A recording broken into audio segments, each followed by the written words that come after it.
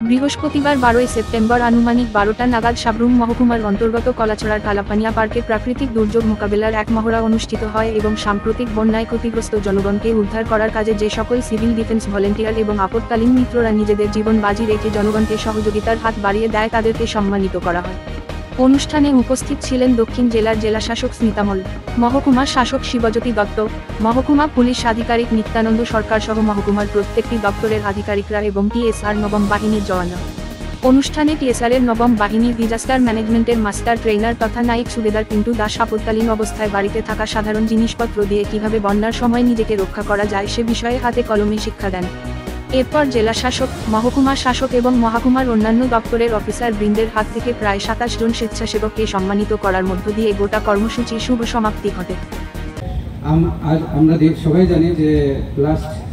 21 August থেকে 23 August আমাদের এখানে যে ভয়াবহ বন্যা গেছে, সেই বন্যাতে আমাদের ট্রেন ভলান্টিয়ার্স সবাই খুব ভালো কাজ করেছেন এবং তাদের কারণে আমরা মোটামুটি ভাবে 500+ আমরা লোকেদের আমরা সঠিক জায়গাতে আমরা সময় মতো শিফট করতে পেরেছি এবং তাদের প্রাণ বাঁচানো সম্ভব হয়েছে। তো কোনো ধরনের ধন্যবাদই তাদের জন্য মানে কম করে, যে কোনো ধন্যবাদই জানাই তাদের জন্য কম হয়। তো সেই সাথে সাথে আমি আজকের এই অপরচুনিটিটা নিয়ে আমি ধন্যবাদ জানাতে চাই আমাদের ডিস্ট্রিক্ট ম্যাজিস্ট্রেটকেও, যিনি ক্রমাগত আমাদেরকে মানে ভালো কাজ করার জন্য আমাদেরকে উৎসাহিত করে গেছেন। আর সেই সাথে সাথে আমাদের পুলিশ প্রশাসন, আমাদের টিএসআর, আমাদের এসডিএফও সাহেব, তারপর আমাদের পিডব্লিউডি, ফায়ার সার্ভিস সবাই মানে অক্লান্ত পরিশ্রম করেছেন এবং প্রায় বোধহয় 72 ঘন্টা প্রায় আমাদের এখানে যারা ছিলাম প্রত্যেকেই বিনিদ্র থেকেছেন যাতে আমরা মানুষকে সাহায্য সহযোগিতা দিতে পারি। সবাই জানে আমাদের ডিস্ট্রিক্ট ডিসাস্টার ম্যানেজমেন্ট অথরিটি, যেটা নডাল অথরিটি আছে ডিস্ট্রিক্টে, যে কোনো ডিসাস্টার সিচুয়েশনে কোঅর্ডিনেট করার জন্য সবাই লাইন ডিপার্টমেন্ট, সবাই এজেন্সি, সবাই স্টেক হোল্ডারকে নিয়ে এত তাড়াতাড়ি সম্ভব অত তাড়াতাড়ি রেসপন্স করার জন্য আর পাবলিক সেফটি এবং লাইফ বাঁচানোর জন্য। আগে যে ইনসিডেন্ট হয়েছে,